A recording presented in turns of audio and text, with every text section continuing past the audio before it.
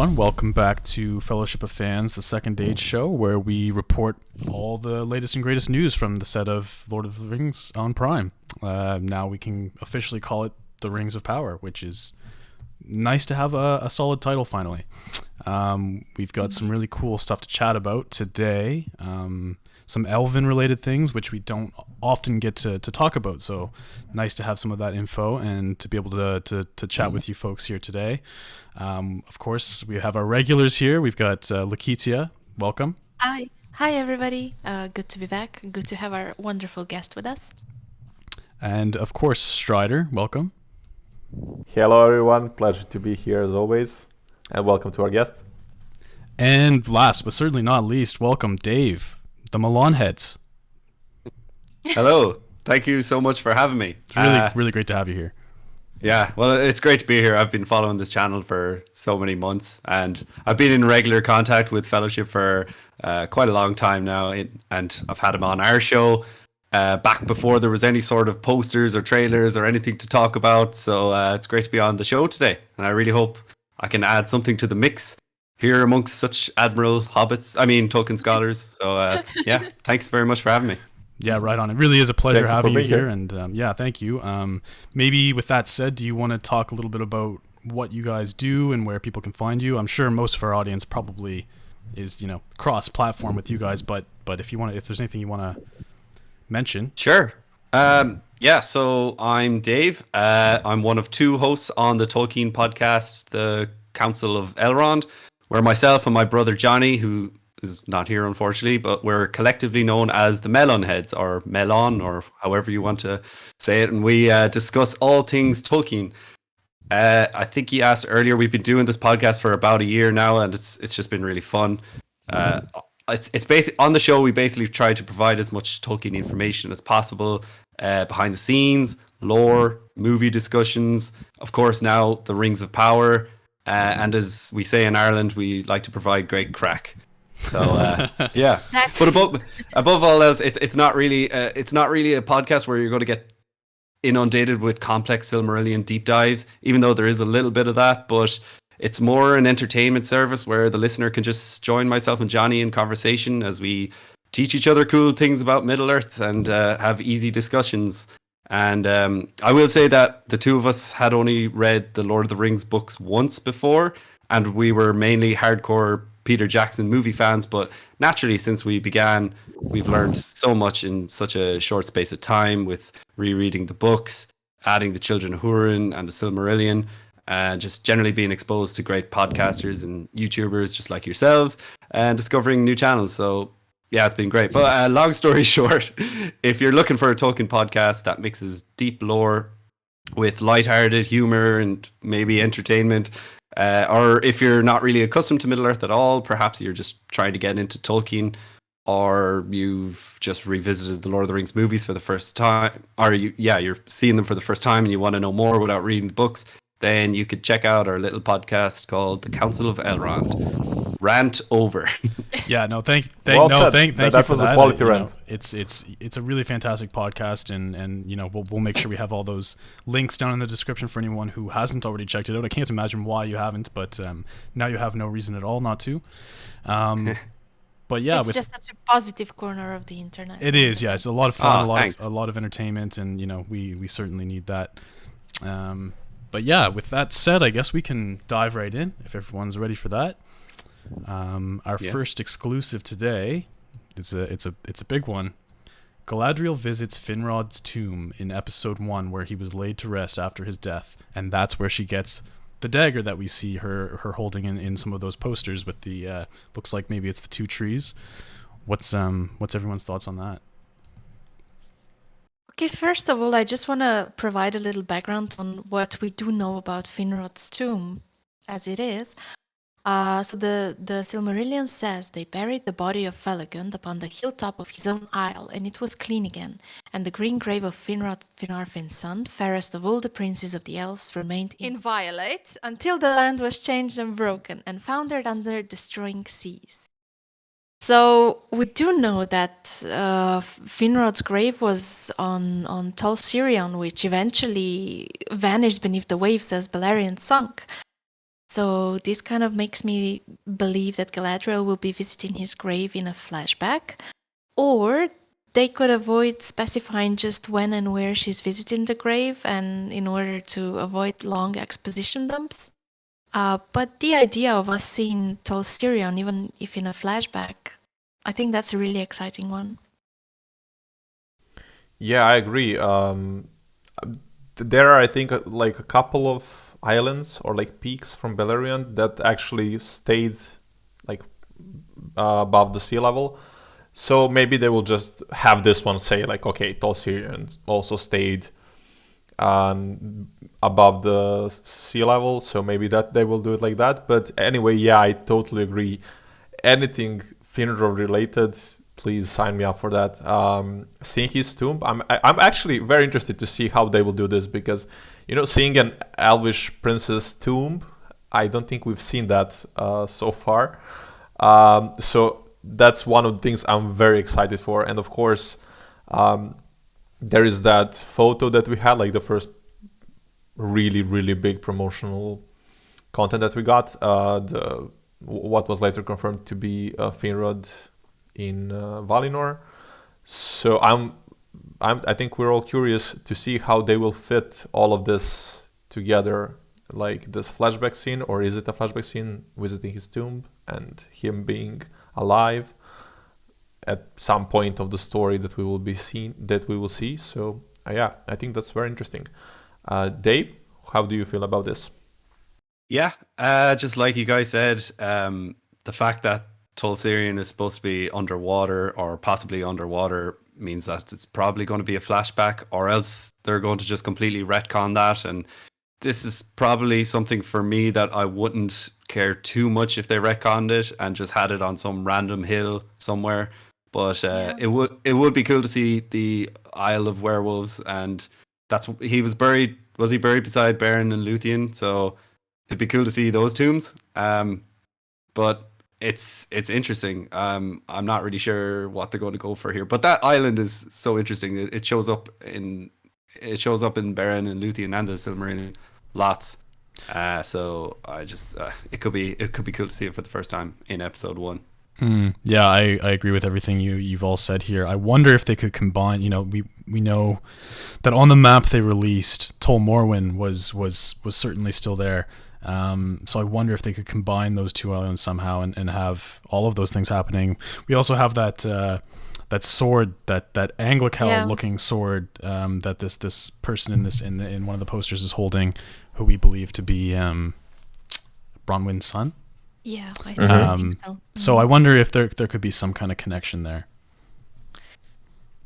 There could, but I don't think I like the idea of merging the place where Turin died and the place where Finrod died. I mean, it's not that important in the grand scheme of things as far as Second Age lore goes, but I think it's quite important when we regard the First Age events.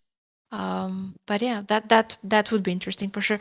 That was a mistake on my part. So Tol Sirion remained above the water level after Balerion sank. Okay, that was a question. I don't know. I know that I think that Tol Morwen is not the only thing that stayed above, and it is quite. I think this is quite a likely case. I'm not sure, but I think it is quite possible. Okay, then that's my mistake. So it wasn't sunk beneath the waves. But I mean, as Dave said, like even if they retcon that, it's really not a big deal if they like no one's gonna say anything about that. The most likely option, if she is in fact visiting the grave in the Second Age, I think the most likely option is they'll just put it in some unspecified place somewhere within the Middle Earth as we know it in the Second Age. I really doubt she'll take but maybe she'll take the ship to visit his grave, and then on the way back, she has her wreck and ends up in Numenor or something. I don't actually think that's what's gonna happen, but yeah. Well, I think. Yeah. Well. Sorry. Go ahead. I'm just a quick one. I just want to say I agree with they could just put it anywhere, because they can put it like somewhere on the Blue Mountains or wherever, because they did a similar thing in the Hobbit movies with Witch King's tomb. That's true. They just put it somewhere. I don't think they really tell us where exactly, or maybe they do. Maybe it's Angmar is mentioned. I'm not sure, but like they don't say okay in this part of the Misty Mountains or wherever. So yeah, I think that's quite possible. Kyle, you were saying? I was just gonna say, Tol Sirion was not on the map that Amazon released, so they're either gonna do a flashback or have it somewhere else for sure. I think those are the two main possibilities here. But with that said, I think we can move on to our next little bit of info, which is that we know that some elves are sailing west to the Undying Lands in the first 2 episodes of The Lord of the Rings on Prime, The Rings of Power. Okay, first of all, I want to say that I don't think that's too surprising, given that the departure of the elves is a very well-known motive in Tolkien's works. I quite like the motive, and I think if they don't just show it as an event taking place in the background of the main events, I think it could be a nice little addition to the stories of the Second Age. It makes me wonder, though, if that's going to be any character that we are going to get to know a little bit better. If maybe one of the main characters is going to lose a family member or a loved one by them departing for Valinor. Yeah, I completely agree. When I first saw this exclusive, I was kind of thinking it's not really big news, because I think that's kind of common in every age for elves to just sail back to Valinor. But maybe the fact that it is an exclusive means they're going to put more emphasis on it. But maybe it's just kind of going to be one of these flash sequences where we're going to get glimpses of the Undying Lands. And I don't know, for some reason, I imagine we're going to get some sort of like montage sequence or something of the 2 trees, quick shots of Alqualande. But I don't know how much we're really going to see due to the rights or lack of rights that Amazon has of the first age. But it is exciting. I like the way they're just adding it. I like the way this exclusive is just something that is true in Middle-earth, and we're going to see that happen, which is quite cool. Yeah, it seems like they're inserting some elements of the world building that don't necessarily have much to do with the main events of the Second Age as we know them. Now, of course, they're going to have to flesh out the main events quite a lot anyway, but I really like that they're fleshing them out with other important tidbits from the Middle-earth lore. Wow, not my day today. That's okay. We'll forgive you for now. Thank you. Strider, what are your thoughts? Yeah, I agree with what was said. That theme of like soft grief is quite spread throughout Tolkien's work, and having this could be a potentially important moment of character development for one of the characters. As Lakitia said, like maybe somebody will, I think Lakitia said, that maybe one of the main characters will lose someone in that way. So they are not technically losing them, but, they are kind of are. So it could be an interesting way to set up someone's character arc, for example. And I also am quite glad, like these type of news give me some hope, like further hope that the show will turn out good, because if they insist on putting things like this that can just flesh out the world in insignificant ways, it will actually indeed, of course, make the whole world feel closer to Tolkien and like just more realistic compared to what we expect from it. So this is great news. I want to see some elves sailing to the west, and I think having that sentimental moment of like quiet grief because you're saying goodbye to someone for the next 3,000 years, for example, I think that's going to be really lovely to see, especially if they execute that nicely. And that could also be a sort of a foreshadowing to, spoiler alert, to the eventual fate of Galadriel and the farewell that Elrond's going to have to go through when she leaves for, the greener pastures. That's a really good point. I don't expect to see that in the show, as it takes place, deep within the Third Age.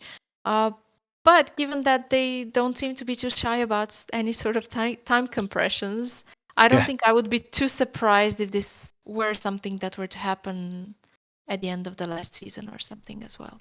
Hmm. Yeah, that's a really good point. I know we haven't heard much about Celebrian yet, but I'm sure they'll want to introduce her at some point, and to be able to set that storyline up, I think is a really cool idea. Yeah. I think just the fact that they're going to be showing elves sailing to the Undying Lands, it also just could be kind of the show telling us, or kind of giving us the opposite side of the mortality of men, and like people that don't understand that elves kind of live forever. Maybe it's just their way of, in a compressed timeline, showing that this is where the character departs and this is where they go away, and we're not killing them, but bye bye to this guy.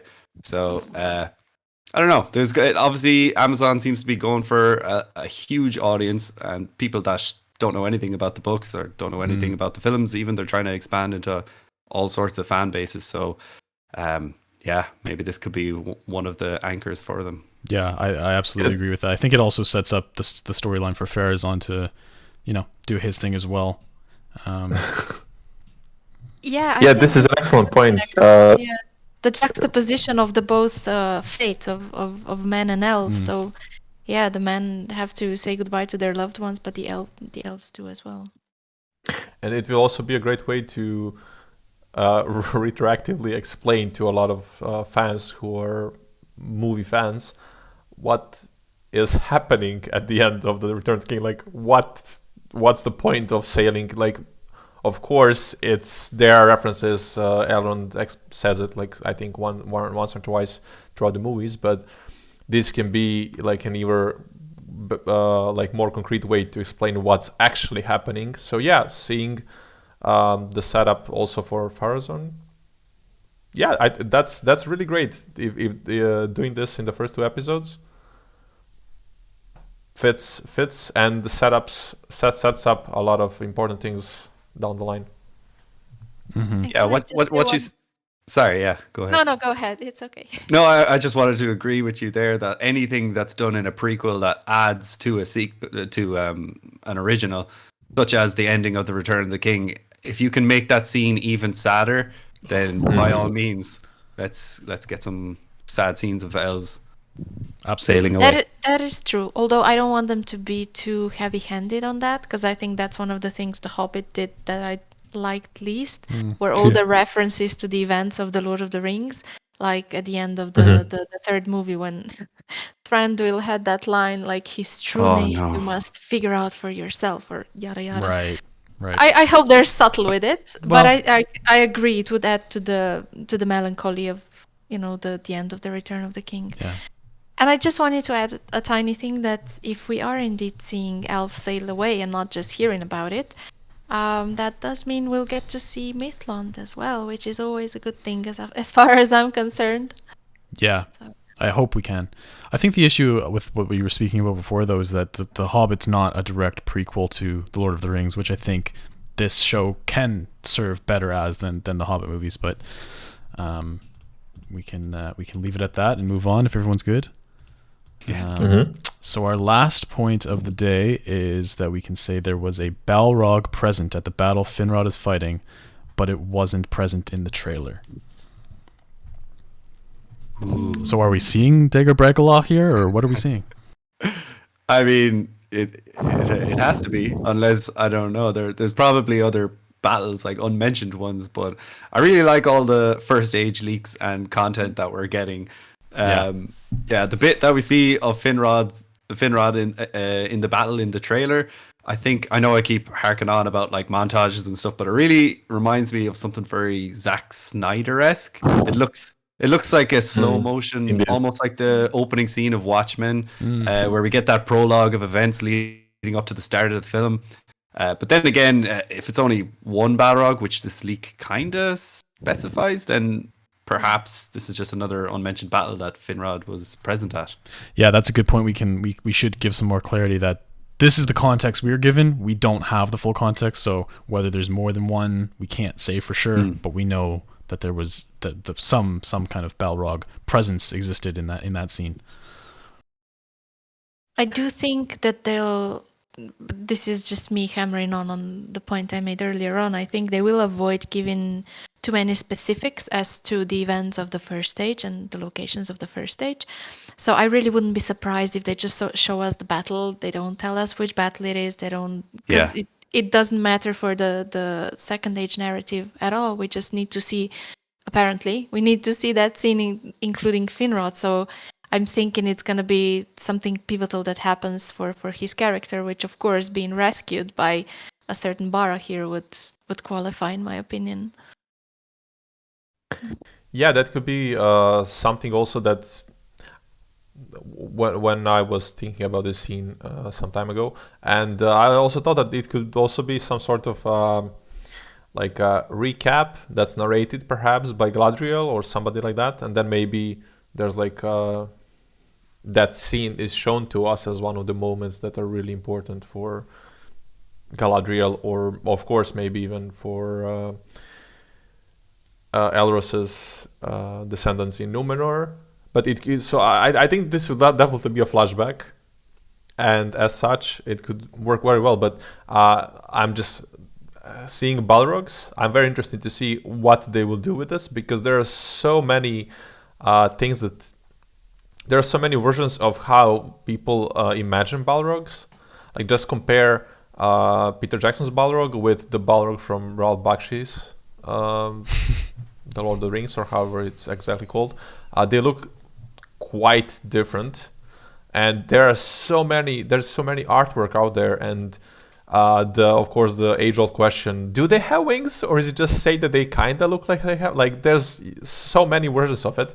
So I think I'm looking forward to seeing a Balrog, Amazon's Balrog, very much. I hope it's gonna be epic, but hopefully.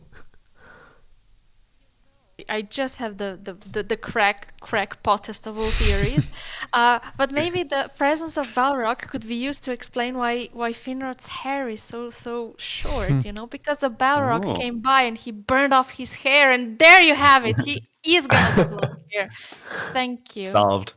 Or he chopped off his own hair so that they could. Canon explanation, and yeah. Yeah, I think like Lakiti had said earlier, I don't think they'll say directly, you know, it's the Dagger of Bragola. I don't think they'll make any direct references, but there is. I noticed myself that if you zoom in on that image of that scene in the teaser, you can see what looks like a volcano or two in the background. Yeah, and maybe a third one. So Thangordrim, Balrogs, Finrod being surrounded by orcs. It's kind of is what it is, I think. Yeah, even if they don't say the name, if they leave it like that, we can just conclude that it's probably Dagger Bragola. Yeah, and I think that it's not mentioned in the appendices, so it's something they probably don't have the rights to. So that would be a way around that issue, I think.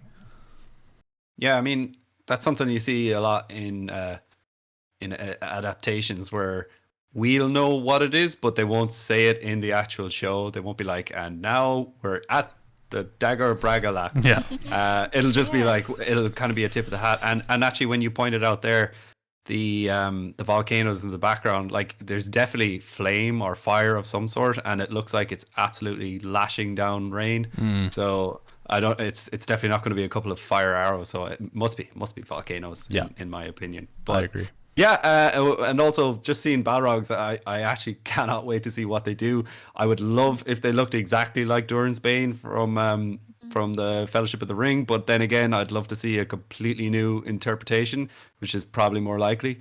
And if they do change them, then yeah, maybe like let's just get the most terrifying and disgusting creature, and maybe have them a little bit more intelligent than Durin's Bane was, because he couldn't even talk, and was supposed to be such like a high up being, but dialogue would be nice. Yeah, he was more of a monster than like a demonic being, right? It does make me wonder. Chose not to talk. Maybe, yeah, that could be. It does make me wonder how similar they'll make them to the Peter Jackson ones. You know, we saw the little clip of the ice troll. We believe it's an ice troll in that teaser. That's completely different from any of the trolls we saw in The Hobbit or in The Lord of the Rings. So I think if they're gonna do something, I hope they'll do something completely fresh rather than something along the lines of the Peter Jackson Balrog, but not quite the same. I think I'd like to see something new. And it just makes me wonder if we're seeing the Balrog here in this scene. Is that for a reason? Are they trying to prepare us for seeing perhaps another Balrog further down the line or something? Yeah, maybe they're just going to be a part of the background and no attention paid to them whatsoever. But I've always been kind of curious if they will be able to resist the temptation of putting the Balrog in Moria. This early, you mean? That's one of Hans' fears, Yeah. that they may shoehorn too much stuff, just to be like, so this is, from the Lord of the Rings, you remember? So, Yeah. So there are obviously going to be so many references to events, to people, to locations that we know from the Lord of the Rings. But as long as they don't say it just for the sake of saying it and just making a connection, like, I think they could probably find a good balance with that. So hopefully they won't just put it there just to say, okay, yeah, so this is the Balrog from the Fellowship of the Ring. Yeah. I think it's kind of a double-edged sword in a way, because they have all these references they probably want to make for audiences who are film watchers. And on the other hand, they have the rights to The Lord of the Rings and The Hobbit. So we're probably gonna get some of that. Like I think they said that they've been able to like take dialogue from the books and repurpose it to be used where we don't really have dialogue from the Second Age. So yeah. Wow, we're gonna get the hey doll, Mary doll. We somewhere. may. I'm sure of it. Meteor Man. Could be a Here we go. Balrog. Yeah. Could be. Oh, maybe a Balrog. Yeah. Yes, Yeah, I want to see that. Balrog saying it. Thank you. Love it. We need From to Bob fish it Dylan's out. finally resolved. Well, folks, we've been... Sorry, go ahead.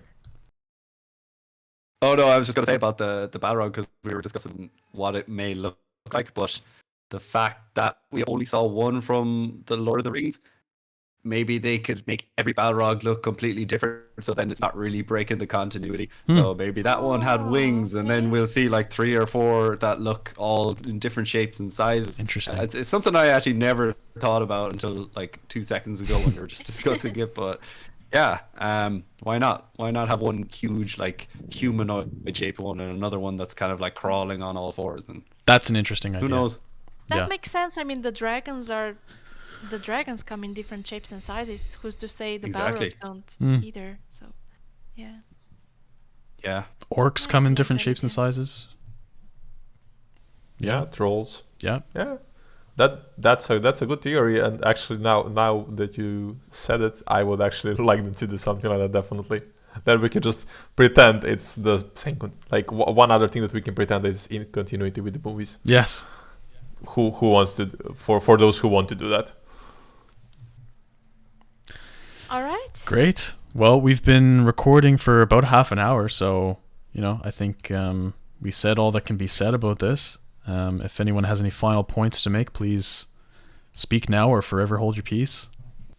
Well, I'll just say that for the exclusive number 2 regarding elves sailing to the west, I'm just hoping to. I mean, I know we have to see him. I just have to say it. I just hope we are going to see Círdan as soon as possible, because I like that old elf. So I'm just hoping to see him like in one of those first 2 episodes.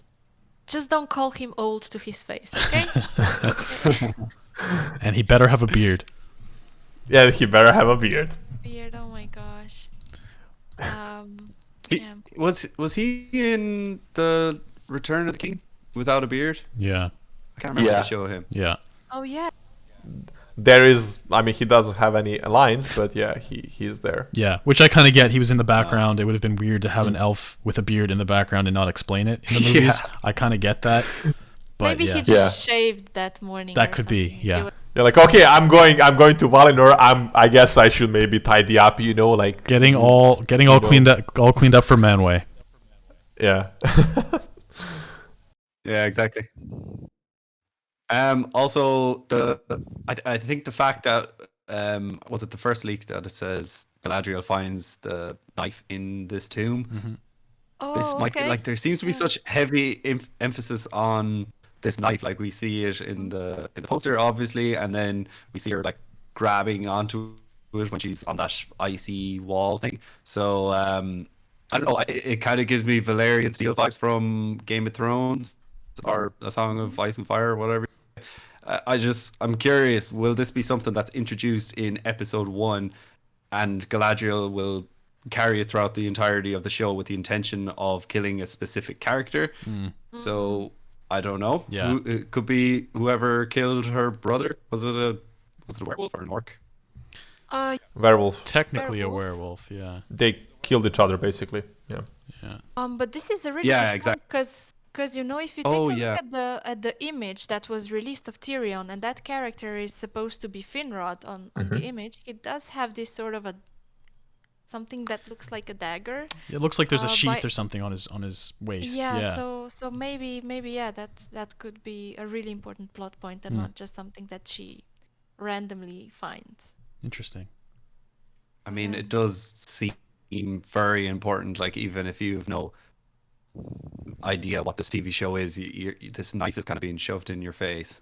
Yeah, it Not is. literally. It is. Thank God. Yeah. But, That'll be one of the. it just it seems very important. That'll be one of the bonus features. Wow. That's the X-ray feature that they have on Amazon, don't they? Yeah. Oh wow, that Well- took a dark turn pretty quickly. In the words of a very wise man, we will just have to wait and see. And Indeed. with that said, I think we can wrap up. Just want to say huge thanks again, Dave, for joining us today. This was really, really a fun chat, and I hope we can do it again soon, and maybe we can have the both of you on at some point and do it all again. Yeah, that would be definitely fun. Yeah, no, absolutely loved it. Really did. Enjoyed it so much. So, yeah, definitely. Whenever you send us a little invite, we'll try and get back on, and hopefully Johnny will be able to come on for the next one. That'd But be great. yeah, it's been really fun. And every time I watch these videos, or now that I'm actually on the show, I get a little bit more excited every time for this new TV show. So please, God, let it be good. Right on, yeah. yes. We're all of the same mind here, and we'll make sure all those links are in the description for anyone who wants to check that stuff out. It's really, we can't recommend it enough, really. Yes, please do check them out. Yeah. And of course, thank you, Strider, for joining. Thanks for participating in this conversation, and we hope that you're feeling better soon. Thank you very much. Hopefully. And of course, Laketia, thank you very much for all your insight and for being here. Yeah. Thank you for presenting, Kyle. This was a blast. Yeah, and you did an amazing job, definitely. Of course. I do my best. Unreal. Well, thanks again, everyone, for joining, and be sure to like, comment, and subscribe. We'll see you again probably next week. Bye. Ciao. See ya. Adios.